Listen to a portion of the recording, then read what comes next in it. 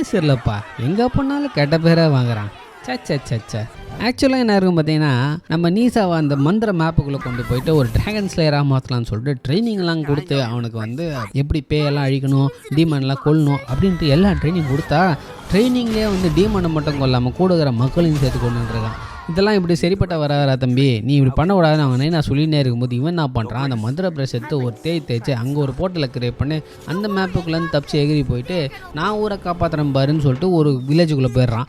அங்கே வில்லேஜுக்குள்ளே போனால் ஒரு தண்ணியாக மாறுற ஒரு பேய் சுற்றினுது. அது என்ன பண்ணுறது, ஒரு குழந்தைய தூக்கின்னு போயிடுது. நம்ம தம்பியை வந்து சரி நல்ல தம்பியில், அதனால் அந்த குழந்தைய காப்பாற்றலான்னு போனால் இவன் தான் அந்த குழந்தைய காத்துறான்னா அவங்க அண்ணனையும் வந்து ஊருக்குள்ளே சொல்லிடுறான். என்ன தான் வந்து சண்டைலாம் போடுறான், அந்த இடத்துல வந்து ட்ராகன் பாய்லாம் வந்து நம்மளை நீசாக்கு ஹெல்ப்லாம் பண்ணுறாரு.